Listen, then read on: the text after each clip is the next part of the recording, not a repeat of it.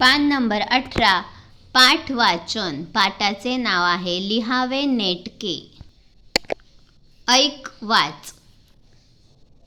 राघव, निबंध इतका छान लिहिला आहेस, पण किती खाडाखोड, अक्षरही किती खराब. आई राघवला बोलते. राघव, निबंध इतका छान लिहिला आहेस, पण किती खाडाखोड, अक्षरही किती खराब. पुढे. आई, एवढी गोल गरगरीत चपाती कशी लाटतेस? राघव बोलतो. मग आई काय म्हणते? अरे राघव, सरावानं सारं जमतं. अरे राघव, सरावानं सारं जमतं. पुढे. राघव, मी सुद्धा छान लिहिण्याचा सराव करतो. 15 दिवसांनंतर. राघव, आई, ही बघ माझी वही. आई, काय सुरेख अक्षर काढलंस, भरपूर सराव केलास वाटतं. खरंच आई, तू म्हणालीस ते खरं आहे, सरावानं सारं जमतं, असा राघव म्हणतो. आई काय म्हणते? शाब्बास, शाब्बास. नवीन शब्द शिकूया. सुरेख, छान, सुंदर. छान, सुरेख म्हणजे छान. सराव, पुन्हा पुन्हा प्रयत्न करणे. सराव, पुन्हा पुन्हा प्रयत्न करणे. कशी वाटली गोष्ट? खूप छान. पहा, राघवने निबंध लिहिला होता आणि तो आईकडे दाखवायला आला. वही पाहून आई काय म्हणते? राघव, निबंध छान लिहिला आहेस, पण खाडाखोड, अक्षर किती खराब काढला आहेस. त्यानंतर राघव आणि आई किचनमध्ये स्वयंपाक करत बोलतात.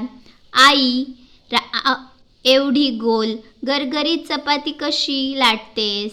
राघव म्हणतो, एकदम बरोबर, गोल गोल चपाती कशी काय करतेस? मग आई काय सांगते?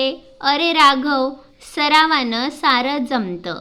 म्हणजेच रोज रोज आई चपाती करते, म्हणजे पुन्हा पुन्हा आपण हे काम केल्याने आपोआप सारं जमतं आणि छान होतं, असं आई सांगते. सरावानं सारं जमतं. आईचे ते वाक्य ऐकून राघवला सुद्धा वाटले, त्याने देखील लिहिण्याचा सराव केला पाहिजे.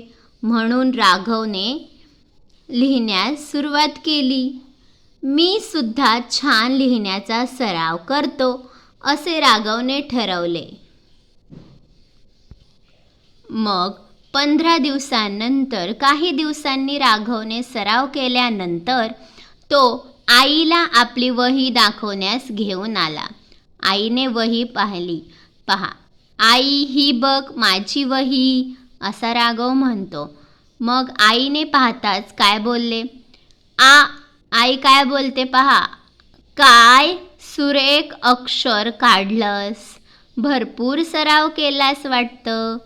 राघवचे अक्षर पाहून आई बोलली, खूप छान, सुरेख अक्षर काढला आहे, भरपूर सराव केलेला दिसतोय, कारण सराव केल्यानंतरच आपल्याला सारं काही जमतं. आईचे ते शब्द ऐकून, छान सुरेख अक्षर हे ऐकून राघव काय म्हणाला? खरंच आई, तू म्हणालीस ते खरं आहे, बरोबर आहे, सरावानं सारं जमतं. मी देखील सराव केला, माझे अक्षर छान झाले, म्हणजे सरावानं सारं जमतं. मग आई पण त्याला शब्बास म्हणते, शब्बासकी देते. तर आपण या पाठाचे प्रश्न उत्तरे स्वाध्याय पुढील व्हिडिओमध्ये पाहूया. तोपर्यंत तुम्ही देखील तुमचे अक्षर वळणदार, नीटनेटके, सुंदर येण्यासाठी शुद्धलेखन, छान छान कविता, सुविचार लिहिण्याचा सराव करा. धन्यवाद. थँक्यू.